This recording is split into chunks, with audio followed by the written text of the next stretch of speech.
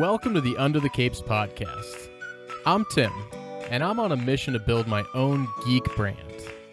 To help, I'm going under the capes of all the best bloggers, cosplayers, podcasters, YouTubers, and other entrepreneurs to learn how they've built a following around doing what they love.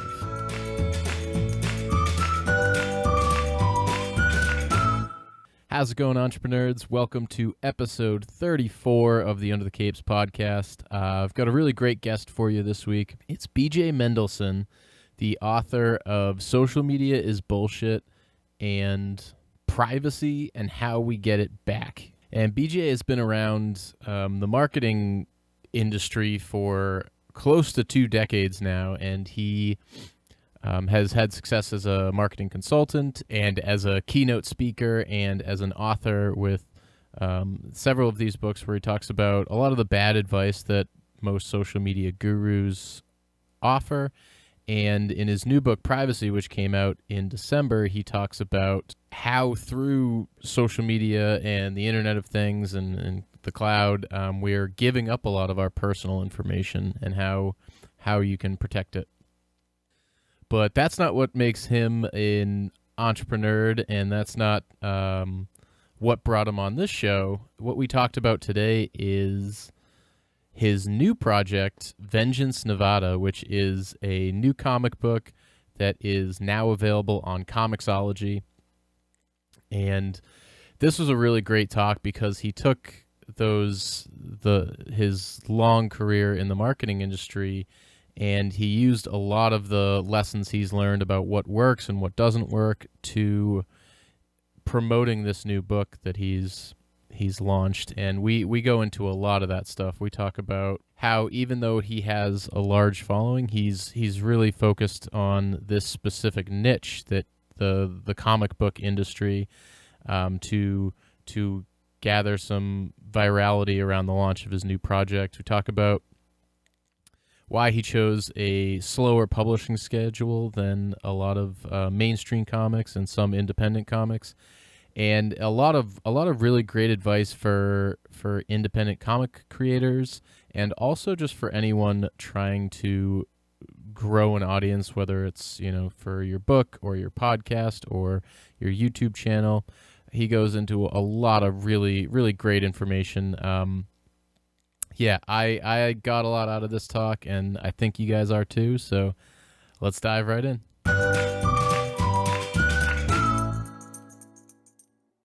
All right, so I'm now joined by BJ Mendelson. BJ, thanks for joining me. Hey, thanks for having me. It's a pleasure. Yeah, so can you tell me a little bit about, I guess first, what got you into writing on the social media and the marketing side of things, and then how that's kind of led to this new venture? Yeah, so I've been doing both things kind of simultaneously. Like, I've been doing the comics online since 2003. And since I've been 18, I was doing online marketing, like mostly viral marketing, that kind of thing. And I just sort of lucked into it where I had a site go viral in high school. And ever since then, I had companies like Sears, back when Sears was a thing, to show you how old I am, like reach out to me like, hey, could you do viral marketing for us? And I would do campaigns for them, and people would keep coming and asking me to do work for them. So I kind of just fell ass backwards into the marketing thing, and the comics I always just sort of did on the side, and I used the marketing money to pay for the comics. Yeah, it seems like you hit the marketing side of things at the perfect time, right? As it was, the online marketing was kind of really, really coming about, and especially social media. Yeah, it looked like, so I mean, the web has gone through a couple of versions, right? But I was there definitely at the end of the .com bubble. And then as people started to come back to the web and they were like, oh no, Friendster's a thing. Like, seriously, we should go and use this. And in MySpace, yeah, I was in the right place, right time. I did a lot of work on MySpace back when that was a thing. And yeah, I've been lucky, I guess, is the best. There's no science or secret to it. I just do a lot of reading, and I just happen to be in the right place at the right time. And yeah, your book, Social Media is Bullshit, it's a great response to a lot of the other people out there talking about, a lot of the other social media gurus out there giving some bad advice, kind of. Yeah, it's kind of scary, but it's mostly like back when they used to have like the gold rush, the people that got rich weren't the people going for gold. It was the people selling shovels. And that's really what the social media craze was. There's a whole lot of people selling shovels that had no idea what they were talking about. So the book, tried to dispel that as much as I could. Yeah, because it seems like you get the real goal is of social media is building those relationships. It's not necessarily the massive followings. It's more the smaller connections. Yeah, I mean the thing that I've been talking about lately is I have this list of about like 10,000 comic book fans or identified comic book fans, and I'm like individually going through each and every single one of them on Twitter, making the connection and then just making friends. And doing what they call one-to-one marketing. That's what they call it now, but that's just marketing. And back when social media was being advertised as this hot new thing, they didn't talk about that. They talked about you having the voice equivalent to a broadcast network, which is really the wrong way to approach it. Yeah, it definitely seems like with your new comic, Vengeance Nevada, you're definitely using a lot of those principles, which is cool to see how you like it was really great that you reached out to me for this, and it seems like you're doing a lot of those, kind of smaller connections and smaller press opportunities to get the word out there as much as possible and make those key relationships. Yeah, the thing that's important is the thing I've encountered is like a lot of creators are constantly going, all right, I'm going to pitch like comicbook.com and USA Today and the New York Times. It's like, no, man, you can't. It doesn't work like that. In order to get their attention, you have to appear kind of everywhere so that they think it's their idea to approach you. Like if you just cold pitch them, they're not going to give a shit, for lack of a better term. But if you do like all the podcasts and all the websites and everything, and then that's what builds that groundswell that gets you into the bigger outlets. So yeah, I've literally done, as I think I've now covered almost every comics podcast, or at least have reached out to every comics podcast that I could find. Is about 1,500 to 2,000 of them, and I'm enjoying it. I think it's a lot more fun too than when you approach a bigger media outlet. They control the story. They very much want to put you in a box, and that's how they're going to tell their story. Whereas if you approach the other outlets that aren't as large as the New York Times, it's much more collaborative, which I really like. Yeah, definitely. Has that been so what's been the campaign like for lack of a better word, for the new comic? Has reaching out to smaller outlets been the main strategy for this one? Yeah, so Vengeance Nevada, there's a term in the startup world that's been heavily abused, but it's a minimum viable product, an MVP. And so Vengeance Nevada is an MVP. It's like an entirely online comic available on Comixology, where I didn't know how people would react to it. And the whole point of doing the campaign was to reach out and be like, all right, do I have something here that's worth printing and worth going to the cons and worth like going through all those motions? Or is it just something that I enjoy doing? And so it's been kind of nice because I validated that people like it. I think 90% of the reviews have been good. There was one review that was like, it's too confusing. It's too much writing. But the other reviews have been pretty positive. So I think that the campaign has worked well in showing me, okay, we're ready for step 2, which is printing this thing and going to the cons. Awesome. Yeah, that's a great idea to get feedback early on. Because you are still pretty early on with the book, right? Yeah, I have issues 1 through 4 written and finished. Only issue 1 is available to buy, but if no one's going to like it, what's the point? Why would I? And I have this thing about Kickstarter and Patreon, because I know a lot of people use it, a lot of indie comics creators use it, and there's nothing wrong with those platforms, but sometimes you'll get a pitch. It's like, hey, I'm going to write this entire series, and it's like, issue 1 through 12, can you fund it? And I'm like, I don't even know if I'm going to like issue 1. Yeah. And so that was kind of my answer to all that, was to say, all right, we're just going to put out the issue 1 and see what happens. Awesome. And yeah, it seems like, like you said, it's been getting some good feedback. So what are the next steps for the campaign, or what else in addition to that press have you been doing to promote the book? Going through all 1,500 of those podcasts, you mean? Yeah. That's consumed most of my time. The next step is going to be the conventions, like paying for a table and getting getting things together to do that, because you can't really do.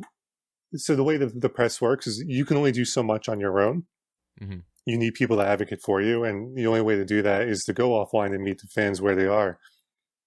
And so the next step is, how many comics can I print, and how many fans can I get this in the hands of? Because it shouldn't be me. I mean, I have like this. I don't want to write for the big two, with one exception. Like there's a Fantastic Four book that I want to do. You never want to be in the boat of pitching them. You want them to come to you. And the only way that's going to happen is if you have fans that are like, no, Vengeance of Honor is really good. You should listen to the pitch. Yeah. Awesome. Yeah. Fantastic Four is my favorite. So Nice. You got my support. I'm glad to hear that. It's basically Mad Men with the Fantastic Four. Like that's the entire pitch. Okay.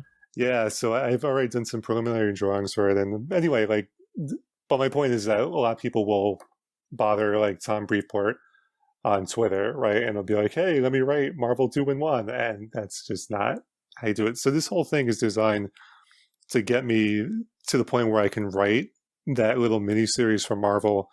And then I don't care. Like I'm just going to continue writing the comics because they're fun. And if people like them, I'll keep making them. Like I have no ambition really beyond that, and other than just to write comics. Mm-hmm. Yeah, it's proving that your comics can draw an audience is definitely the best step to getting to that next stage, right? Yep. I mean, and that's true with anything. It's true of a book. It's true of like an indie movie. For anyone out there listening, that makes it that you have to show that the audience is there, and then people come to you. It doesn't work the other way around. Yeah, and you mentioned conventions. Do you have plans already locked in for this year? Are you still fluid on that end? I'm still new to the convention scene. Like I haven't been to too many. There's one in Fort Lauderdale. There's this group that does like fantasy cosplay wrestling, where they have like pro wrestlers that are cosplaying as like Scorpion from Mortal Kombat, and someone from DBZ, and they have a match, and it's funny. And they're doing that at Fort Lauderdale's comic convention, so I'll be there for that. I've gone to New York City Comic Con 2 years in a row now, but I really want to see the smaller ones, because I think if you try to do San Diego or Emerald City, you just won't be prepared. So like there's a bunch of like really small ones in my area, like the Mid-Hudson Valley Comic Con, that I'm going to go to and check out, and that's really what I'll do. One thing I haven't mentioned is that this shit takes time. Everyone thinks like it's going to happen tomorrow, right? Like you put something out, you're going to be famous overnight, and you're really looking at maybe like 2 to 3 years if you do it right. So year one is kind of like, okay, let's do all the comics podcasts and comics websites and the small conventions. And then year two is, all right, now we'll do the bigger conventions and the bigger media outlets. And year three is, hey, Marvel, here's that Fantastic Four pitch. Yeah, because like you mentioned, you've been creating comics since 2003. So it's, even in addition to that 3-year process you mentioned, it's another 15 behind it. And those early comics suck. Like I had a bunch of them online for a while. I took them all down because they were just so bad. But yeah, I mean, I didn't learn how to do comics overnight. It's been that long process of, I've read the book by Stan Lee and by Peter David and by Bendis, and I think Grant Pak has the other one where it's like writing comics. So I've read all those books, experimented, and it's only since 2015 that I felt comfortable in actually writing a comic and putting it out there for people to buy. Yeah, and did you have any early experience with those, of trying to promote them or trying to get the word out about those? Yeah, so I was again, like, it's all about luck, right? So back in the dark days of like 2007, 2008, I had a lot of success with sites like Fark and College Humor and Bling Bling, and places like the Daily Jolt, which I don't even think exists anymore, but they would always like link to my comics. So I always knew that there was something there that people liked, even if the writing, I mean, the art has always been great. I've been lucky to work with some really talented writers, but the writing has never been that sharp, other than maybe a joke or two. So I knew there was something there, but I just had to keep working at it to really fine tune it. Yeah, for the artists. So for this one, you're working with Peter.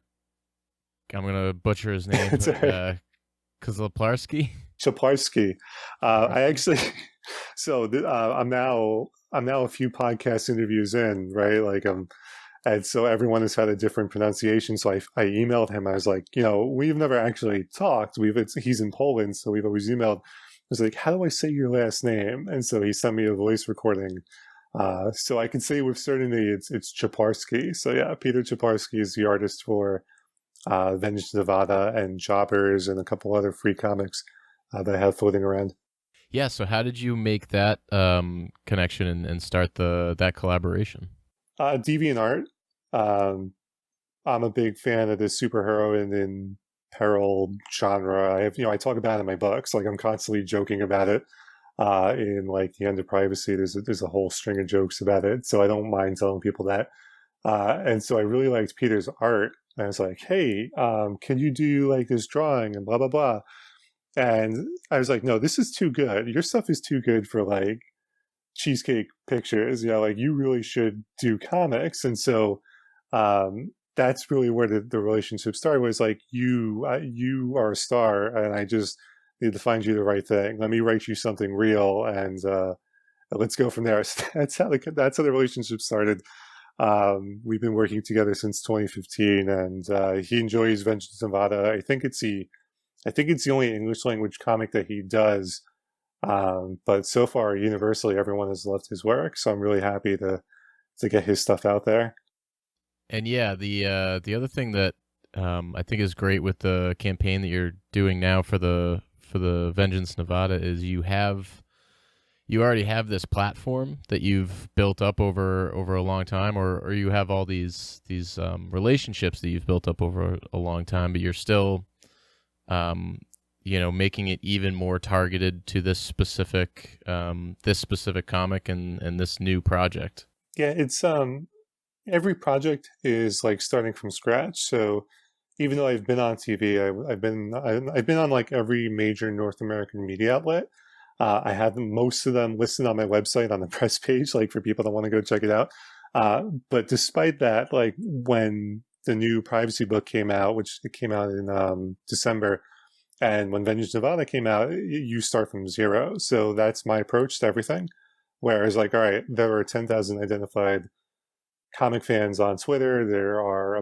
There's somewhere between 1,500 and 2,000 comics podcasts. Most of those don't update anymore. So you're really talking about a smaller group. You really have to reintroduce yourself every time you have a new project. And so that's been my big takeaway from that, is you can't assume that like social media is bullshit sold really well for a book. Most books don't sell more than 300 copies in their first year and more than 300 in their lifetime. It did about 7,000. So, I mean, it's not like a James Patterson kind of thing, yeah. but for a book from an author that no one is really familiar with, it did really well. And so even though I had all that, it didn't matter for Vengeance Nevada. Like I can't go on Fox News or something with a comic book. Like they have me in a box of, oh, well, you talk about tech stuff, so we don't want to talk to you about comic book stuff. So you really do have to start from zero every time. Mm-hmm. Yeah, the other thing is like it seems like you have all these different things, like you're doing on YouTube. You have like your video show for privacy.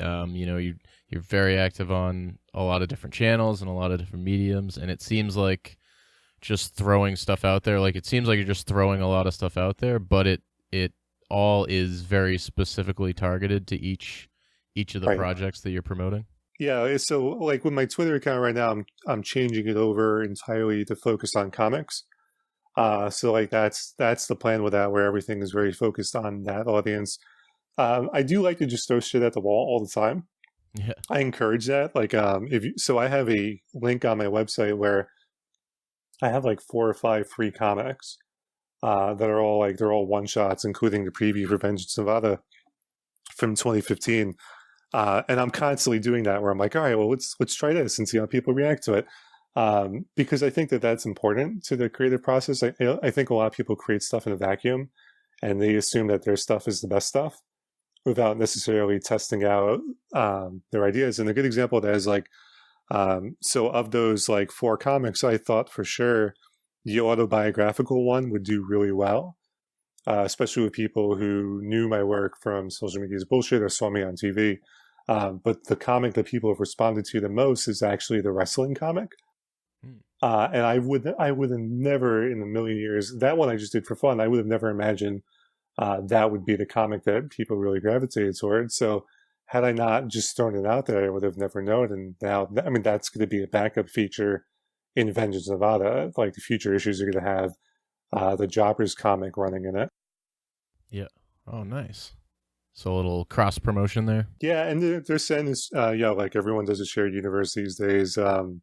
It's also a shared universe. The Jobbers comic is very loosely connected to Vengeance Nevada, but I think like comics are too expensive now. So my attitude is these books aren't going to come out regularly. Like I think people have to know that in advance with me. You will be lucky if there's like 2 issues a year.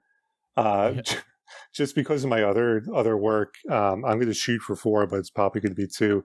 But when they come out, they're only going to be $2.99. They're going to have 30 pages. They're going to have a backup comic and a lot of collateral work in there because I feel like you shouldn't have to spend like $4.99, $5.99 for a comic that is mostly decompressed and nothing is happening in it. So when these comics do come out, they're $2.99 and you're going to get your money's worth.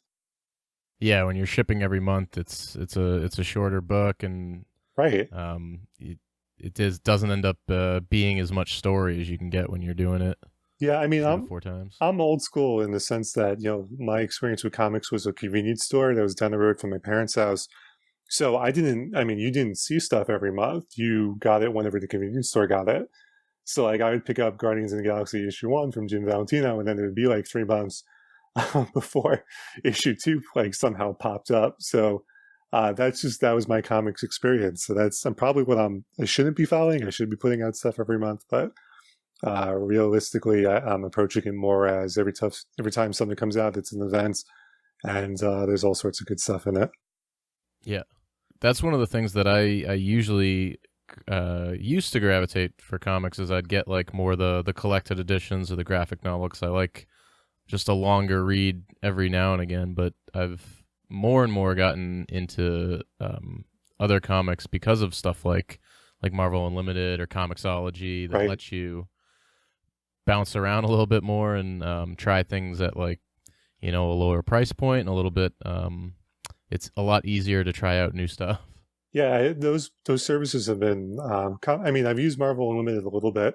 I've had Comics Unlimited, Comixology Unlimited for a really long time now, and I've actually bought more trade paperbacks with Comixology Unlimited than you would think. Where I would read a book and be like, okay, this is good, but I want like the omnibus of Mark Waid's run on Daredevil. Yeah. So I'm gonna go out and buy it. So it's a great gateway drug for lack of a better description. Yeah. And that's sort of what I'm going for too, where just the economics of putting out comics, the trade is what you make money on. And so my attitude is, all right, well, if I can build up to like 6 or 7 issues and I hook you now, then that's where I can make the money back is by putting out a trade product. Whereas with a digital product, there's less overhead just to get it out. Yeah. So the goal is to continue with the Comixology digital comic until you have the ability to put out the trade. Yeah. So again, but I do throw stuff at the wall, but you have to think of it as a business, which sucks. But I have a lot of experience coming from the marketing world because everything is all measured like when you do marketing. And so to me, it's like, all right, Vengeance Nevada to me has to sell 1,000 copies before I try a print run at comics conventions. And then we'll see how it does there. But that's the ultimate goal is to put out a trade with 12 issues because there's only 24 total. Like it's not meant to be an ongoing series. This is very much like more like a prestige Breaking Bad. It's 4.5 seasons, 5.5 seasons, then done. And then the trade is what you would make your money on once you've built up the audience. And I think that's the way I hope that a lot of creators start to approach their books. Because if you come out again and you're like, I'm going to put out a book every month, then you're going to lose money real fast and you won't be able to continue doing your work. And I think that you just got to get the economics right and have a plan. And if you can do that, you can put out great stuff and not have to worry about it. Yeah, I think that's the best route for independent comics because it's easier to check something out knowing that you know that there's a confined storyline and there's a plan from start to finish that it'll um, you can give that one trade paperback a try, or try issue one and see if it's something you want to spend 12 or 24 issues with.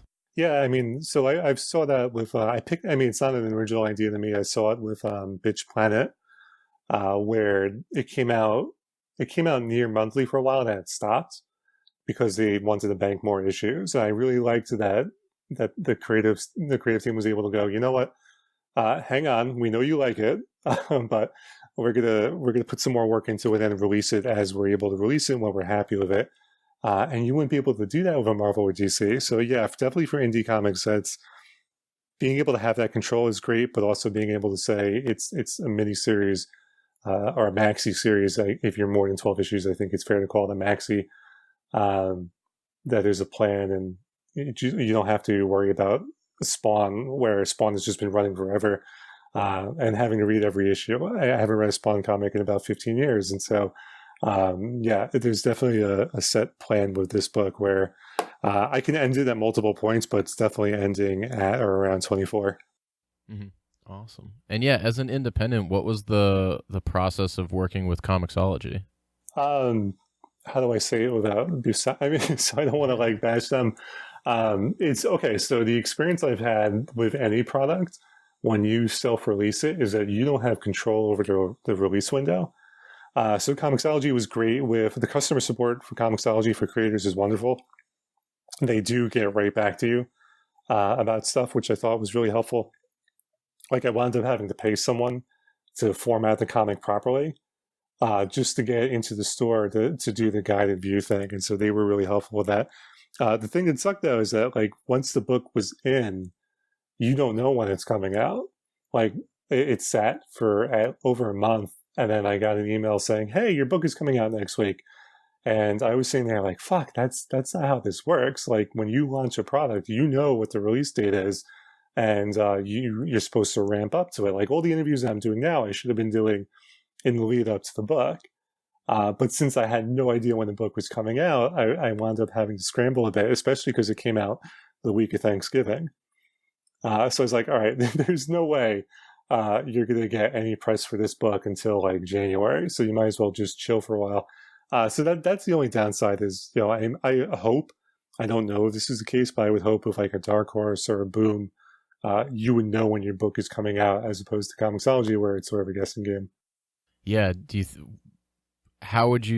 think, would you have done things differently knowing now that you were kind of sitting on that uncertain window? Would you have changed how you ramped up the promotion, or are you happy with how you've kind of figured out how to do it with that weird release window? I'm happy with the follow-up. I found, so the comics media is cool because there's not a lot of us, right? I mean, I say 10,000 entries, but 10,000 entries of people in comics probably means there's 2,000 entries that haven't updated in like a decade, right, on Twitter. So, and then you really only have like the big 5 or 6 sites, and as opposed to the regular media where there's like a near infinite amount of them that you can run to. So it's a bit easier with comics where you can be like, all right, I'm just going to chill for a little bit. Because no one seems to really care that the book has been out since November. The only media site that got back to me was like, it's been out there for a while, was Newsarama. And even they were kind of like, all right, well, send us the pages for issue 2. So like Newsarama is the only people on this planet outside of Peter and I who actually has seen the pages for issue 2 of Vengeance Nevada. But everyone else was like, I don't care when it's out. Let's talk. Let's cover the book. So I don't think it really matters with the way that Comixology handles the release window. But then again, I'll know. I don't have a baseline either. Like I will know with issue 2. If there's an increase in sales, ideally I'll know when issue 2 comes out. And we'll see how the promotion goes for issue 2, where I'll be able to say for certainly, okay, maybe it did hurt or maybe it helped. I don't really know, but just my gut is that it really didn't matter for the comic. It did matter for the book. Like it did matter for the privacy book where that book came out like the end of December, kind of randomly. And for books, they're like, you really have a 30-day window where you're supposed to reach out to people for review copies and all that. And after 30 days, they don't care. So I was really hampered on the book until the audiobook came out a couple weeks ago, and I was able to basically start that clock over. Yeah, because I know for like books and podcasts and a lot of stuff that live on those search engines, almost like Amazon and iTunes and all that, it is really, and like YouTube videos, it is all about that, getting that the velocity on those first 24 hours or that first month. I'll tell you the trick to that, though. So there's the secret of the secret to viral marketing is if you launch a product and it sucks, you just delete it and launch it again. And a lot of people that have quote unquote viral videos actually do that, where they'll put up different versions with different headlines, and once they settle on the actual version, then they'll have that wave. And the good news is for anyone here that's got YouTube ambitions is that you could have something that's really old that no one's watched. And if you got an inbound link from like a USA Today or a New York Times, it will go viral because the inbound link alone will tell their system, hey, this is something worth paying attention to. And that will start to funnel people towards it. So the advantage to something like Vengeance Nevada, where it came out in November, but I'm promoting it now, is that all the inbound links and traffic to Vengeance Nevada will help it surface better. Like right now, it is way easier to find that book than it was in December. Like it pops right up now as opposed to where the fuck is it? So you know, like even if it has been out for a while, as long as you're doing what I'm doing now, it still has a chance to get out there and propagate. Yeah, because to most people, it's going to be, you know, like you've just kind of started or ramped up your media blitz. So to most people, it feels like the book just came out. Exactly. Yeah. I mean, no one's really, except for Newsarama, no one else has been like, oh, hey, this has been out since November. Like it just has not been a thing. And I'm not saying that's not meant as a slight towards them. Like, you know, they used to work for, or I should say, I worked for a company that owns Newsarama. So I know those people, and I know the pressure they're under. So I'm in no way slighting them, but I'm just pointing out like they were the only ones that were like November 22nd. What is this? Yeah. So one of the things that I really wanted to talk to you about, that's great, is because you know you are approaching this passion project, and it will as a career, but you also have all this great experience that you're bringing to it. With you've already figured out how to reach out to media outlets, how to grow the right niche following on social media. So it's great that you've taken this your marketing and social media career and brought it into this more of this passion career. Yeah, no, my hope is that I've had a couple of discussions so far about it, but my hope is to go to conventions and be able to be a resource for creators. And when I say that, I mean absolutely free. It's by no means, I'm out of the consulting business. I never want to consult again.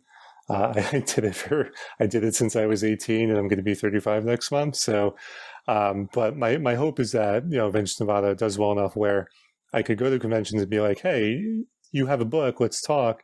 And you come to the table, I'll give you a copy of Vengeance Nevada, and then we can talk about how to promote your book and kind of use that as a hook to service the community a bit. Because I think one of the things I've been concerned about is I listen to a lot of comics podcasts, and I always hear people, the way that they talk about like Twitter, for example, is the way that people talked about like a decade ago, where, there's always this, I don't want to be attacked by the haters and I don't know what to do. And it's like, dude, it's a fact that was proven by Bell Laboratories that 90% of people on any platform don't actually create content on that platform.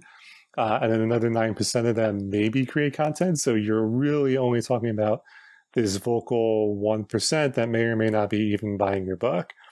And sometimes they'll feel like, all right, well, if I don't cater to that 1%, then no one will buy the book. It's like that you've got it backwards.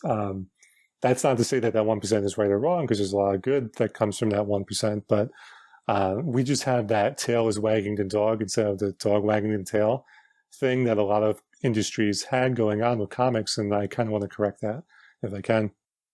Mm-hmm.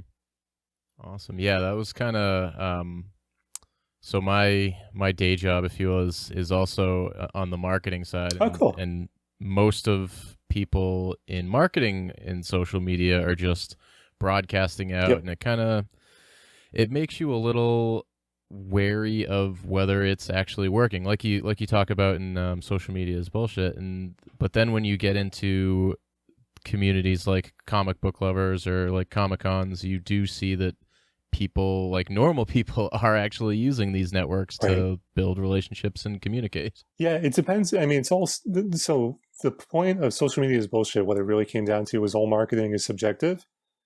So if you are in comics, a lot of comics creators and a lot of people that like comics use Twitter. So like it makes a ton of sense to be there because you can actually find an audience, just keeping in mind that 99.1 thing that I mentioned. Whereas if you are launching any other kind of product, like Twitter could be absolutely terrible.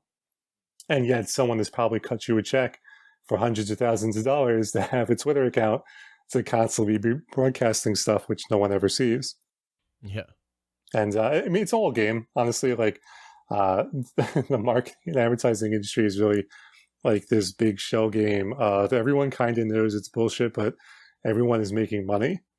Mm-hmm. And so no one wants to get up and be like, hey, I think you shouldn't have pulled your money from Newsweek and dumped it into Facebook. You probably should have kept your money in Newsweek. There's no incentive to do that financially. So yeah, it's kind of like I used the joke in the new book, the new privacy book, where Lewis Black talks about how when he goes to Vegas, he doesn't go to the slot machines. He just starts putting quarters into his toilet and flushing them. And he said the odds are just as good that his toilet backs up and gives him all the quarters back. The odds are just as good as that happening as him winning on the slot machine. And so that to me is a lot of like internet marketing. It's sort of the same deal. I'm not saying it doesn't work, but the odds are just as good that if you did something else, you would get better results. Yeah, and they're, like you're saying, won't pick on all marketers because right, yeah, of course, you can definitely be successful at it, but there is definitely a lot of money being spent where it doesn't need to be or where it should be spent elsewhere. Yeah, I mean, it's frightening, but I've been on the how do I tell the story without getting in trouble? I was involved with a multi-billion-dollar transaction that involved the state of Texas, and it's about as most that I could say about it. And they were planning to spend millions of dollars on like social, and they knew that it wasn't going to do anything, but they had to do it anyway because someone above them said to them, "Hey, are you spending money on social?" And so we're talking about millions that's just getting flushed down the toilet because someone above them thought it was a good idea, and that happens a lot. So I don't begrudge anyone in the marketing industry for wanting to make a living. I mean, that's, I totally get that. But yeah, it's a little scary how they spend money. Yeah, and that is why the best people you can look for real marketing advice is, like your independent creators right. and your smaller brands, because if they're spending money and it's not doing anything, they're not going to be spending that money there for long. Exactly. I mean, to me, the best indie success story of my generation growing up would probably be either Hellboy or Scott Pilgrim, because they were not household names. Especially, I mean, Hellboy probably to a greater extent, but Scott Pilgrim was definitely like a cult thing, where most people outside of comics would not even be able to identify it. But it became a movie. The movie is much loved, if not a critical or a commercial success. And that to me is, you kind of want to look at that and be like, all right, that was a book from an independent creator that he was doing for the love of it, that took off and became a movie and became a pop culture. It was able to kind of move the needle of pop culture in a way that we typically would think of the big two only having the power to do. And so that to me, like, you're an indie creators to look at stuff like that, or look at, I feel like there's stuff going on with Bitch Planet where they're talking about it being a show, or maybe I'm fantasizing because I like the show the comics so much. And I feel like it's being made into other properties, but yeah, that's what you have to look to, is the indie books that get, or like Mark Miller's selling Miller World to Netflix. Like, the power is definitely in the hands of the creator, and I think those stories are inspiring to the rest of us. Not that has to be the end goal, but just the fact that that's possible. That wasn't a thing 10, 15 years ago. Like, if you were an indie creator, you did it for the love of it, and maybe Marvel, DC or Image threw you a bone. But now you really can go and be successful with your own book. Yeah, and Rob Liefeld just sold That's right. to Netflix as well. The Extreme Universe. Yeah, I grew up in the 90s, so I remember Liefeld well, and I'm sure he's a very nice guy. I'm not, not his biggest fan, though, creatively. But yeah, I was thrilled to see that because it's creator owned and it got picked up. And there's never been a better time to be a content creator than there is right now. And I know that sounds cliche because a lot of the marketing assholes have said that. But I just want to tell people they said that during the Great Recession at like the height of it. And I'm saying that now when there really is this arms race going on with all the studios for content. And not that you should get into comics for that reason, but you have a greater chance today than you did when I first started making comics of actually being able to turn this into a career. And that's kind of wonderful. Yeah, is that somewhere that you see Vengeance Nevada going, or where do you see the future of that book and your comics career in general? Well, Vengeance Nevada kind of started out of spite. Always a good read. Yeah, so a lot of people, the people in the comics world haven't heard this story, but I've talked about this story a lot in the marketing world. I'm a huge fan of the Venture Brothers, and it goes so far between seasons that you never know if it's going to come back, if at all, to the point where I almost died between like season 4 and season 5. I was in the hospital when season 5 premiered, and I'm thinking, okay, I just survived back-to-back heart surgeries, a massive heart attack, and I'm watching season 5. This takes way too long. So I'm going to write a book that's got like that attitude and mentality of the Venture Brothers, because I just don't want to wait. And I don't want to wait 2 to 3 years for a new season from you guys, and then it's only 8 episodes. And so that's where Vengeance Nevada kind of started.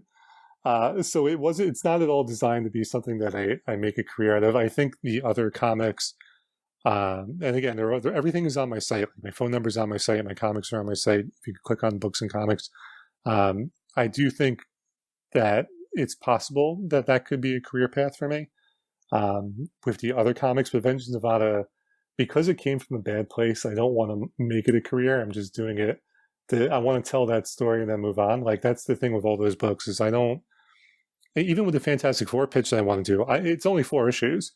Like it's 4 44-page one-shots, essentially, or almost mini graphic novels that tell a story and then get out. So I don't know is really a long way of answering that question if it turns into a career. But yeah, I mean, if I can not do marketing for a living, I would be thrilled. I make my money public speaking, but yeah, if I could get into comics, I think the opportunity is certainly there, not just for me, but for everybody listening. That would be great.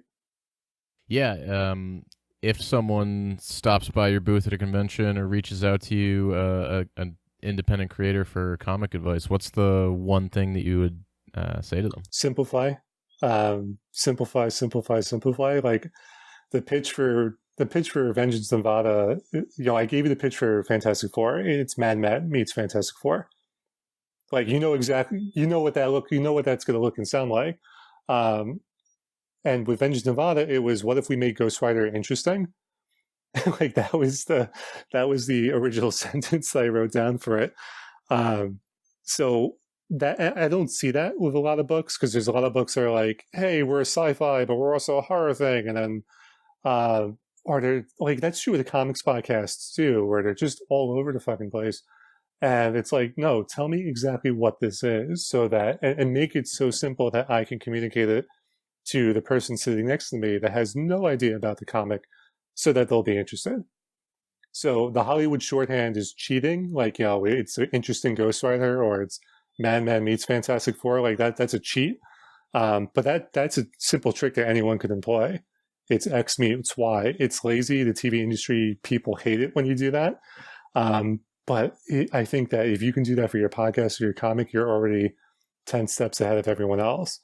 Yeah, it makes it more approachable and people can wrap their head around it. Yeah, I mean, like, if you say funny Ghost Rider, up until recently, up until Cosmic Ghost Rider, you might be like, oh, that's interesting. Now we have it. Like, now if you're reading the Thanos book, we have funny Ghost Rider. But yeah, like, you just have to make it so. I mean, I use the example in the book. you have to make it so simple and easy that your grandfather and grandmother not only understand it, but can pass it on without you helping them. Yeah. And if you can do that, then that's about like 90% of marketing success. That's a tall order, but for some people's grandparents. Yeah, no. I mean, look, my grandparents are dead, so that's probably a terrible example for me to use. Even my parents can barely wrap their head around this podcast. So. Yeah, well, I mean, what do you tell them? Do you tell them it's sort of like a radio show, or like what do you? Yeah, I guess I would say it's a business podcast for geeks. Cool. I like that. I don't think there's too many of them out there like that. Yeah. So I think that works really well because you have you work in marketing, so you already have your identified audience too, which is good. But yeah, I mean you just don't see that. Of the 10,000 entries I keep talking about, like you do not see that from most books that people are pitching. Yeah.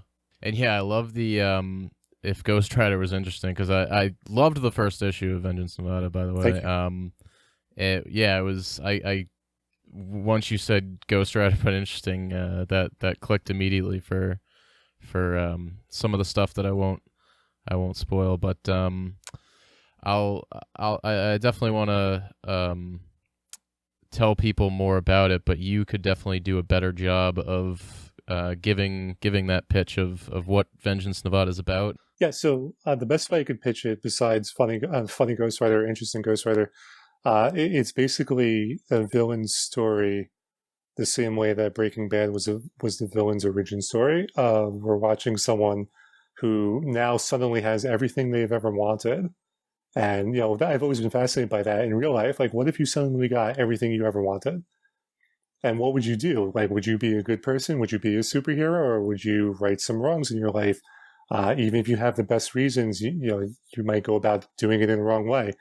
And so that's really the issue that Vengeance Nevada is exploring, of someone who suddenly comes into great power and they're told to make the world fair again. And one of the things we know about life is that life isn't fair. So that's really how I pitch the book to people, is what if you suddenly got everything you ever wanted? And we see that, and in this person's case, it's things go bad very quickly. Awesome. Yeah, that it sounds great, and the first issue is great, so I'm definitely interested in reading more. Where can other people check it out and learn more about you and connect with you? Yeah, so the shortcut to Vengeance Nevada on Comixology is if you go to vengeancenevada.com, it'll take you right to the series page. bjmendelson.com is all my stuff. I don't have like a mailing list or anything like that because I'm too lazy. But I do actually have my cell phone number on my contact page. So you can text me. I'll send you free stuff. Like people that text me the word sheetrock, which is spelled exactly as it sounds, I will send you a free copy of Social Media is Bullshit, a free PDF copy. And that's how I communicate with people, is either I'm texting them or I'm talking to them on Twitter at BJ Mendelson.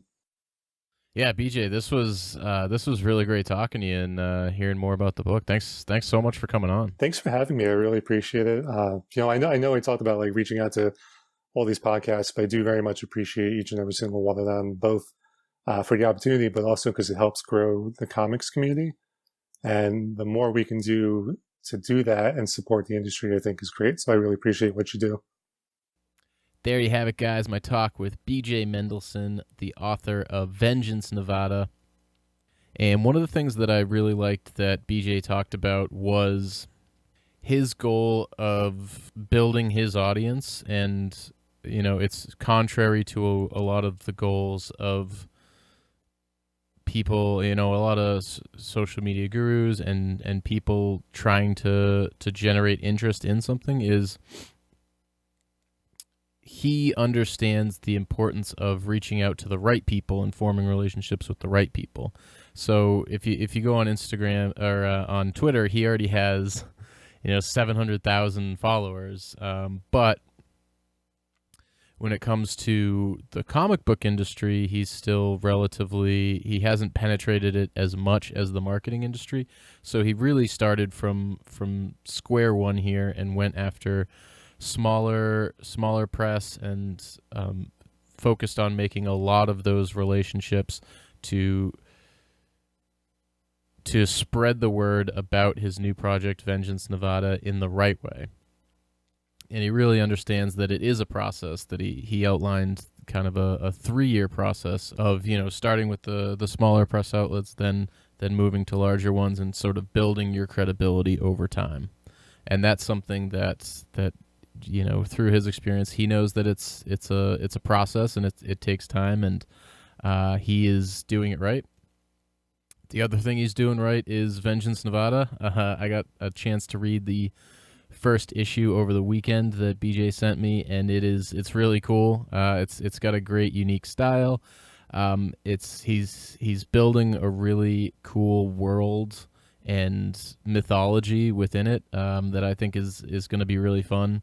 And yeah, it's tough to say off of issue 1 because a lot it bounced around a lot and it fit in a lot of information, and it left me with a lot of questions, and now I want to know more. So I would definitely recommend checking it out. You can check it out on Comixology and find it through the link vengeancenevada.com. I'd also recommend following BJ at bjmendelson.com and at bjmendelson on Twitter. He's got a lot of great advice, and his some of his other writings and some of the other comic projects he's done are on his site. And definitely worth checking out a lot of his other work. And I'll include links to all of that in the show notes at underthecapes.com/episode 34. And in my own entrepreneur journey this week, video is the name of the game. This week, I want to focus on creating some video specific content, in addition to the podcast. I'd like to eventually grow to where video is another outlet for the podcast, and where it can also live on YouTube in addition to, through your iTunes or wherever you happen to be listening from. But I'd also like to create some YouTube specific content. Right now, I'm creating some cosplay tutorials just because I love cosplay, and I know that's only a specific niche of the audience. So what I'd really love from you guys this week is to know what you're struggling with in your entrepreneur journeys, and what kind of information that you would like, both in video form and questions that I should be asking future guests, because most of the things you're struggling with, I probably won't have the answer to. I mean, hopefully I've learned something over the past year, but most of what you are working on, or most of what you're thinking about, is stuff that I'll reach out to guests, and I'll know not only what to ask them, but know what kind of guests you guys are interested in hearing from. So yeah, I'd love any feedback, either in the YouTube comments, the blog comments, tweeting me at Under the Capes, or any other way you'd like to get in touch with me. Instagram at Under the Capes Podcast. And yeah, thanks so much for listening. I look forward to bringing you guys some new and cool content in the future. And I'll see you next week. Thanks so much for listening to the Under the Capes Podcast. I hope this has motivated you to either start or help grow your geek business. If you like the show, I'd love if you could give us a rating or review on iTunes, Stitcher, or wherever you happen to be listening from. And feel free to connect on social media, on Twitter at Under the Capes, Facebook at Under the Capes, and on Instagram at Under the Capes Podcast. Thanks so much, and have a great day.